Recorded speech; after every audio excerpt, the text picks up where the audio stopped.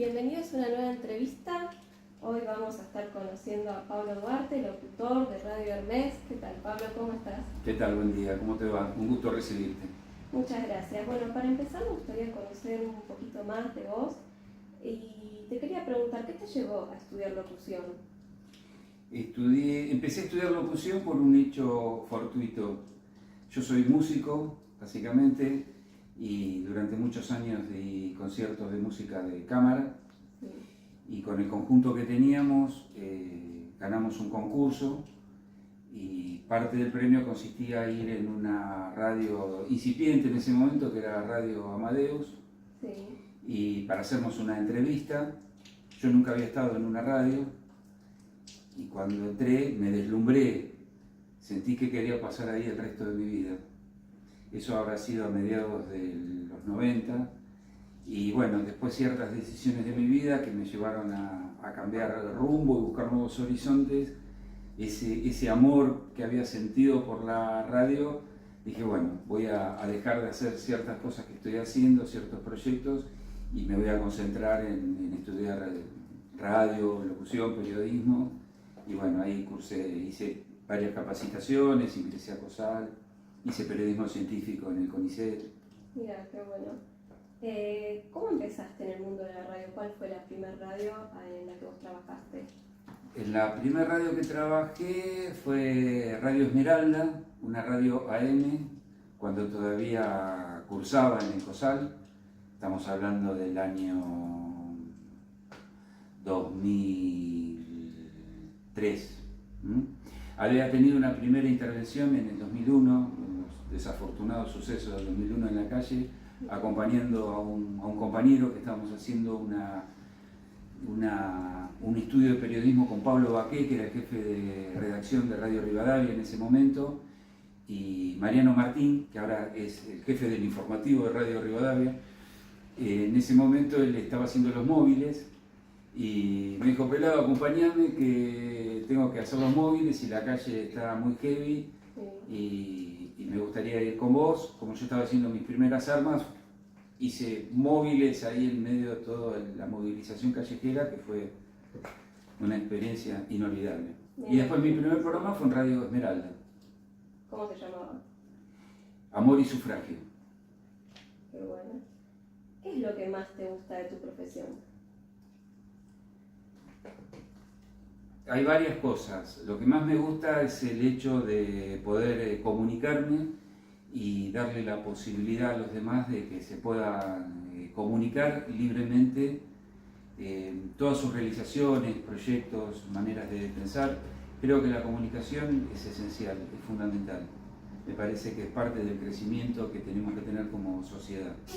De hecho, siempre me dediqué al periodismo cultural o científico, que uno piensa que por ser cultural o científico deja de lado ciertos temas. Sin embargo, en lo cultural y en lo científico está implícito todo lo demás. ¿Y vos siempre con el tema de lo cultural y lo científico hiciste radio o también escribías notas y esas cosas? Bueno, sí, va implícito. Siempre me dediqué a hacer radio, amo hacer radio, me encanta. Pero sí, escribo también. Y hago críticas, pertenezco a la sociedad, a la Asociación de Críticos Musicales de la República Argentina. Sí. Y hago. Hacer periodismo, vos como estudiante de periodismo lo debes saber, lleva implícito una opinión o un punto de vista, una mirada, y eso va por escrito. Qué bueno. ¿Cuál es la parte más difícil de ser locutor o de trabajar en una radio? Bueno, depende.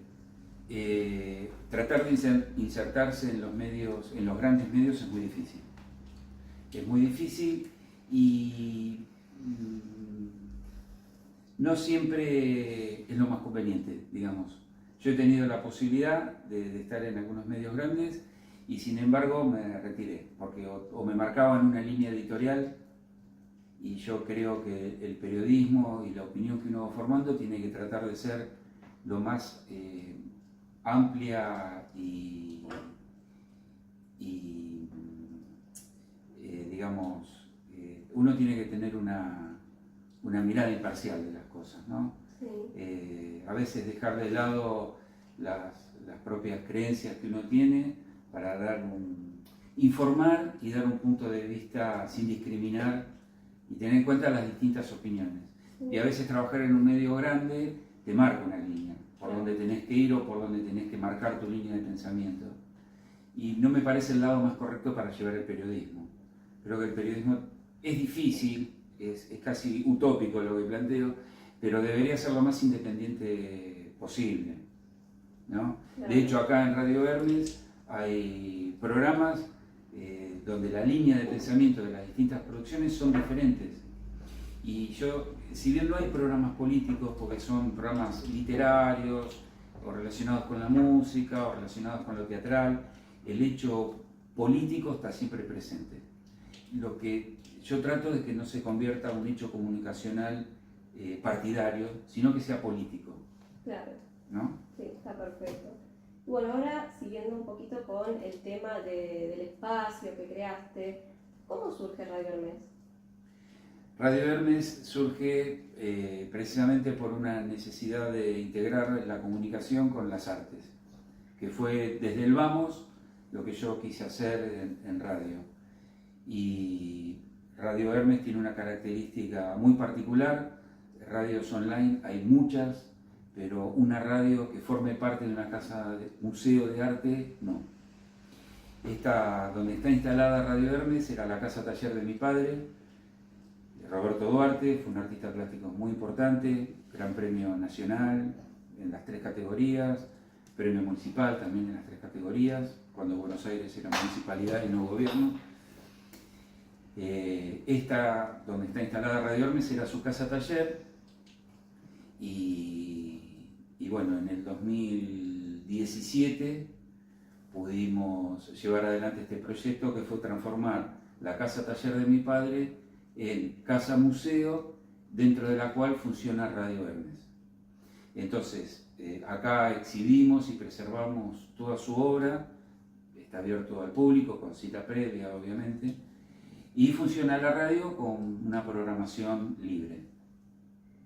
Perfecto, es un proyecto familiar. Es un proyecto familiar. ¿Cuánto tiempo llevan en el aire?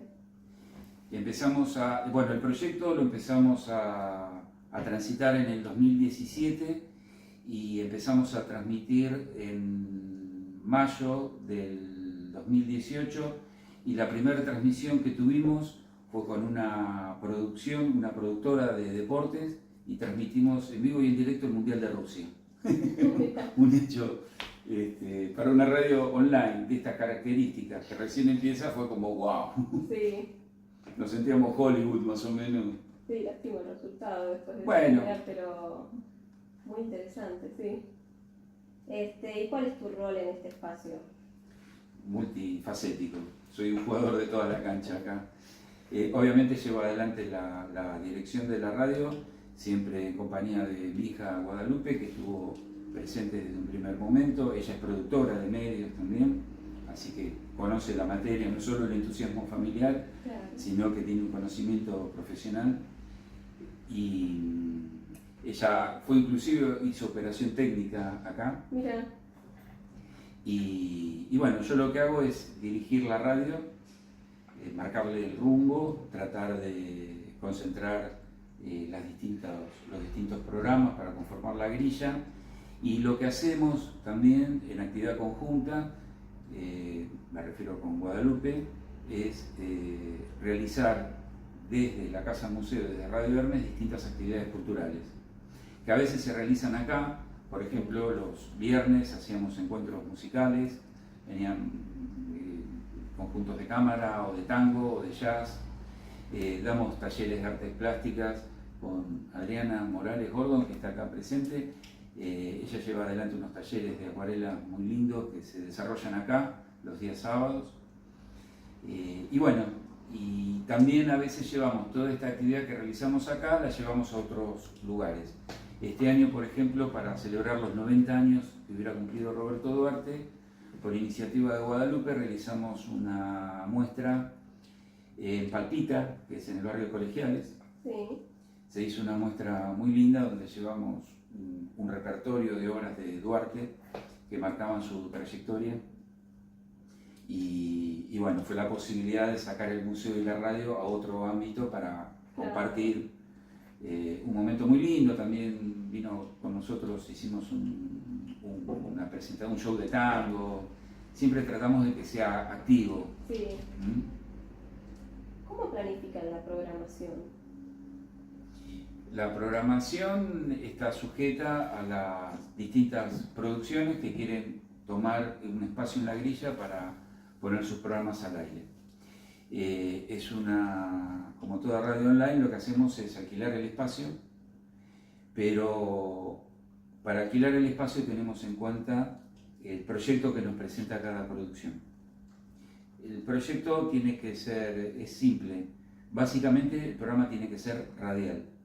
Sí. Más allá de lo que sea el contenido. El programa puede ser de corte cultural o deportivo o político, que hablábamos recién, o ahora hay mucho programa de terapias alternativas. Yo siempre me fijo que sean radiales, básicamente, y que se conduzcan dentro de un marco de respeto, que no haya discriminación, que haya un lenguaje accesible y respetuoso. Son los lineamientos básicos. Sí. No es que por pagar el espacio cualquiera viene y hace cualquier programa. Claro, está perfecto. Y además de YouTube, ¿en qué otras plataformas transmiten? Nosotros transmitimos con audio y con imagen a través de nuestra plataforma web, que es www.radiohermes.com o .com.ar, es lo mismo. Mientras transmitimos en vivo, grabamos e inmediatamente subimos todo ese material a nuestro canal de YouTube, a iVoox y a Spotify. Pero bueno, todo como Radio Hermes. Todo como Radio Hermes, y hacemos una amplia difusión de todo lo que es la radio y todo lo que es la Casa Museo a través de, como todo el mundo, Facebook, Instagram, Twitter o X, como se llama ahora. Sí. ¿Apuntan a un público en específico? No, yo aprendí que la comunicación está dirigida a todo el público. Hay que tratar de abarcar la mayor cantidad de público posible. Sí. El público es el que elige después, pero nuestra radio está orientada a la gente, más allá de sus edades. Perfecto. En todos tus años de trayectoria, ¿cuál fue el momento más memorable de la radio? ¿En el que yo estuve involucrado? Sí.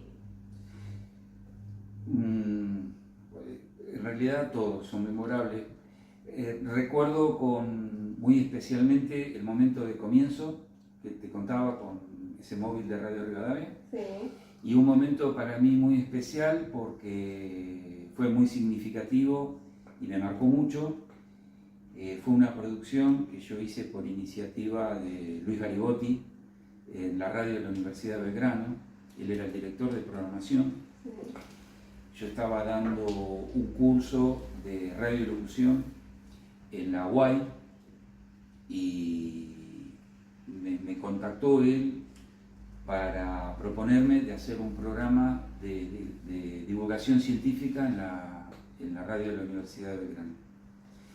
Bueno, tomé el desafío, hice una especialización periodística de periodismo científico en el CONICET, y ese programa se llamó, bueno, tuvo dos etapas. Una primera etapa que se llamó Homo Sapiens,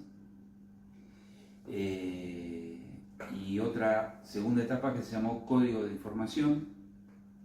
Eso tiene que ver porque yo hice un cambio con la gente que me manejaba la producción, entonces hubo un cambio de nombre, pero la esencia del programa era la misma. Era yo conduciendo y a través de nuestra comisión de ciencias iba trayendo científicos que trabajaban en las distintas áreas de su proceso de investigación, y era bajar ese trabajo de investigación al común de la gente. Sí. Que todo el mundo entendiera qué era lo que estos científicos estaban trabajando e investigando. ¿Por qué recuerdo eso y por qué fue tan importante? Porque a través de ese programa yo recibí un premio internacional que me lo dio la Comisión de Investigaciones Científicas de España por comunicar ciencias en idioma castellano. Wow. felicitaciones. Gracias. Y eso me valió, bueno, viajar a Barcelona, no tanto por recibir el premio, que es un mimo y siempre está bien recibido, sino porque eso me dio la posibilidad de estar trabajando un par de meses en Barcelona, haciendo todo un relevamiento periodístico de todo el desarrollo cultural y científico que se estaba realizando. Y bueno, eso fue un disparador para un montón de trabajos que pude realizar acá y en el exterior. Claro, sí, está buenísimo porque tenés experiencia internacional. Claro, así que eso para mí fue muy lindo. Me imagino, qué lindo. ¿Qué esperas para el futuro de este medio? ¿De Radio Hermes o del medio en general? De Radio Hermes.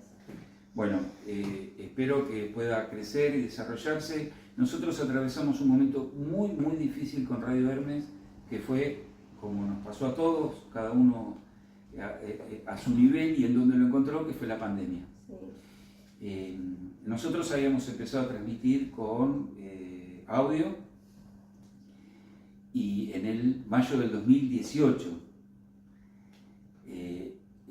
La radio, la verdad, que tuvimos la suerte de empezar con esta productora deportiva transmitiendo el Mundial y de ahí se fueron de a poquito incorporando programas, la radio empezó a tener un crecimiento, empezamos a plantearnos con Guadalupe la posibilidad de incorporar video, que lo hicimos al año siguiente y en pleno crecimiento y desarrollo, pandemia. Sí.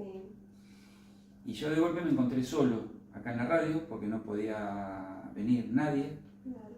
Ella justamente en ese momento, Guada estaba de vacaciones en Mar del Plata, se tuvo que quedar prácticamente un año viviendo en Mar del Plata. Los técnicos acá no podían venir, la gente que yo tenía trabajando en operación técnica no podía venir, los programas no podían venir y yo vivo de esto. Sí. Yo no podía ir a la universidad a dar clases tampoco, así que solito mi alma y con asesoramiento telefónico tuve que empezar a revertir toda la radio para que los programas desde su casa pudieran salir al aire, una tecnología que nosotros no la teníamos y creo que lo que me pasó a mí le pasó hasta Canal 13 debe haber pasado. Sí, seguro. Cada uno a su nivel, pero todos nos quedamos pensando, bueno, ¿cómo hacemos esto? Así que bueno, conté con la colaboración de la gente que me rodeaba por fuera, de los programas, empezamos a transmitir por teléfono y yo insertando imágenes, después incorporar las aplicaciones, hubo que empezar a transformar la radio en una cuestión visual para la que no estábamos preparados. Claro. Y bueno, pudimos salir adelante. Fue duro. Sí, me imagino. Fue duro, bueno, después la situación económica que hubo que atravesar.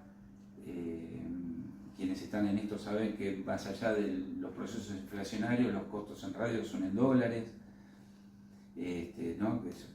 Hasta Netflix es en dólares. Sí.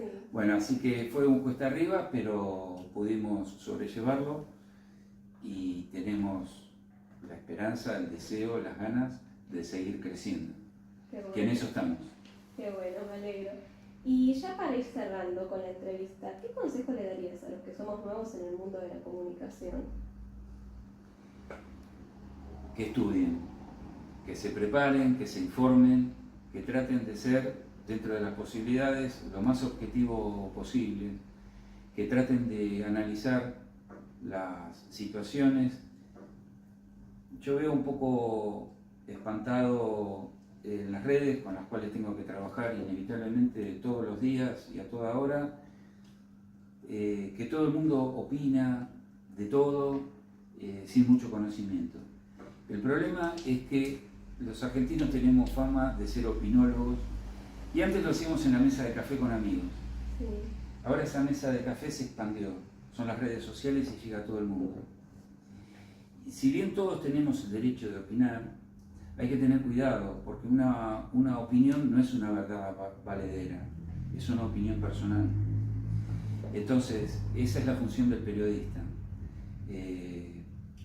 No valerse de opiniones, sino de información. Tratar de buscar fuentes, verificar lo que se va a informar, no informar o opinar o comentar sobre lo que se dice, no sé si soy claro con esto, Sí. sino sobre el conocimiento y la información adquirida. Eso para mí es fundamental. Y tratar de abrir el abanico de la información, de dar todas las posibilidades, de contar todo, no quedarnos con una parte de la información, porque ahí es cuando se deforma el conocimiento de lo que nos queremos informar. ¿Sí? Hay que ver todo. Si yo quiero hacer un informe sobre X persona, bueno, ver cómo fue su pasado, no quedarme con su presente, ver cómo fue su pasado, ver cómo es su presente, hacer un análisis, ver el contexto. Claro. Hay que ver un montón de cosas. Y ese es el consejo que yo le daría a un estudiante de periodismo. Bueno, Pablo, muchas gracias por tu tiempo, por tu conocimiento, por tu experiencia, por recibirme también. No, al contrario, un placer. Muchas gracias. Gracias. Y lo mejor para tu carrera y bueno, lo que necesites, puedes contar con nosotros. Dale, muchísimas gracias.